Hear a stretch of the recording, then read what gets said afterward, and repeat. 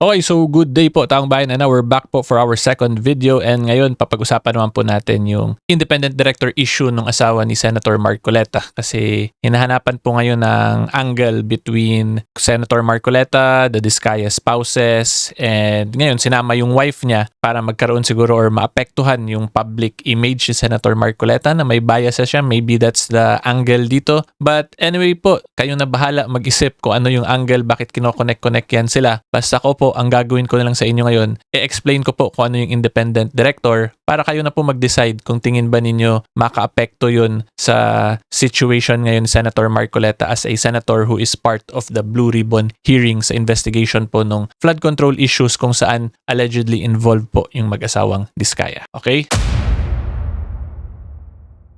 And just a quick reminder lang po, huwag niyo po sana kalimutan mag-subscribe sa YouTube channel ko. And of course, i-like din po yung video na to. At kung gusto niyo po supportahan yung YouTube channel ko, pwede niyo po yan gawin by becoming a member of the channel. Okay? So far, nasa 36 members na po tayo. At yung tinawag ko po sa samahan natin dun sa membership group natin is Associates for Truth. Change ko na po from Associates to Associates for Truth. Okay? So kung advocate po kayo para sa katotohanan, para sa patas na governance, hopefully po makonsider nyo, masuportahan or makasali po kayo sa membership. Kasi yan din naman po yung one of the main advocacies ko dito sa channel ko, to help spread the truth in relation to legal explainers po sa mga current events sa bansa natin. Okay, ngayon start na po tayo sa discussion. So anyway po, kung gusto nyo muna mag-backread as to this issue, you may do so by visiting my Facebook page, and then check nyo na lang po yung post ko dun. Basically, nag-explain na dito si Congressman Paulo Marcoleta. So ang sabi niya, kayo ang Bistado Bilyonaryo News Channel, bistadong-bistado ang bias nyo. My mother, Edna Marcoleta, is not a co-owner, not a regular inside director, but an independent director of Stronghold.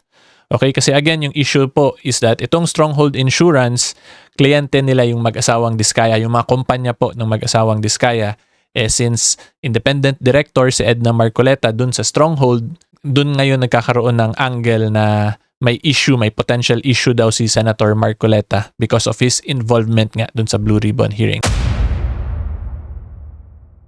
Hindi po lahat ng corporations ay may independent director. Okay, so from there pa lang po makikita natin na parang in a sense po special yung independent director, kasi yun nga, not all corporations are required by law to have an independent director. Okay? And the only corporations po na required ng batas natin, ng revised corporation code natin na magkaroon ng independent director ay yung mga corporations po na nag-engage in a business that involves public interest. Okay? And when you say public interest po, ang easiest way na ma-explain ko niyan is that yung negosyo ng corporation na yan ay kung magkaroon ng mismanagement, magkaroon ng mga fraudulent transactions, basically kalokohan in the corporation, or yun nga, mismanagement. Tapos pag nag-collapse or nag-close yung business na yan, posible makaapekto ng malaki sa economy ng bansa natin. Okay? That is what we call a business that is vested with public interest. Kung magka-problema yung corporation, magkaka-problema din po, or posibleng magka-problema din po yung bansa natin. And an insurance company po is one of those corporations that is specifically listed by our revised corporation code as a business vested with public interest. Okay? Therefore, normal at expected po na may independent director talaga dun sa Stronghold Insurance Company na yan. Okay? Pero anyway po, ipakita ko muna sa inyo yung provision. So pupunta lang po kayo nyan sa Title 3, Board of Directors, Trustees, and Officers. Tapos kung makita po nyo dito, Section 22, Paragraph 3. The board of the following corporations vested with public interest have independent directors. Okay? And then dito po, letter B, like what I mentioned kanina, yan, banks, quasi-banks, so on and so forth, and insurance companies.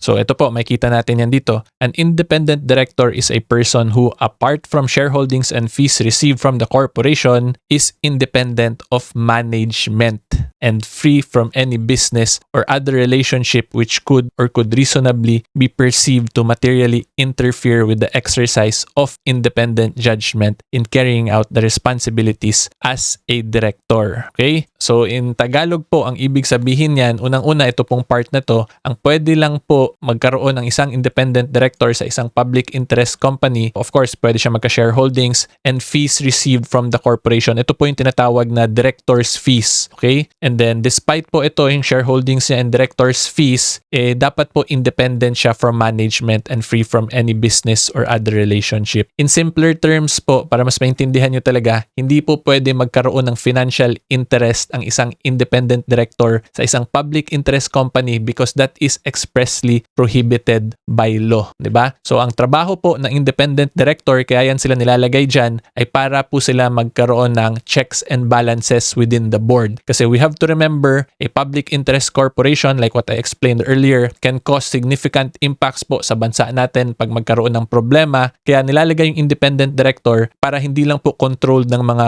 business-minded individuals lang yung public interest corporation. Diba? Kasi tatandaan po natin, alam naman natin, minsan may ibang tao na puro lang business yung isip, puro lang income, and because of that, posibleng meron na silang nasasagasaan or naapektuhan na yung society in general. In simpler terms po, ang main point ng independent director ay para hindi lang maging mukhang puro pera-pera lang yung pinapag-usapan ng board nila, diba? Kasi ang independent director, again, hindi po siya pwede magkaroon ng financial interest sa corporation. So from there po, makita natin na ang independent director po is not situated similarly with a regular board of director. Okay?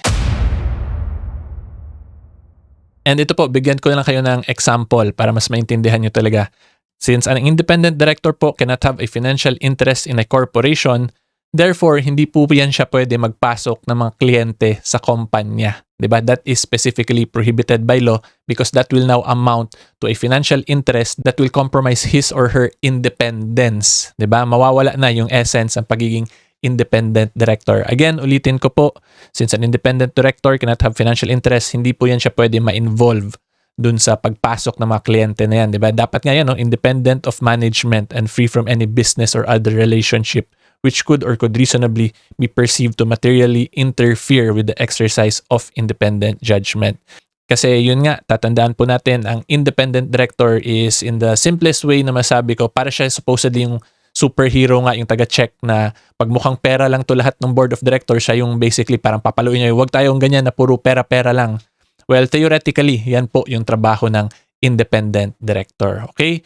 So kung tingin ba ninyo ngayon magkakaroon ng conflict of interest dito si Senator Marcoleta, considering yun nga, he's involved in the Senate Blue Ribbon hearing, kayo na po bahala, taong bayan mag-judge yan. Basta ako in-explain ko na lang po kung ano ba tong independent director, ano yung functions niyan, and kung ano yung mga possible actions po na ginagawa ng isang independent director sa isang public interest company. Okay, dun sa political side of things, again, kung may conflict of interest, kayo na po bahala mag-judge.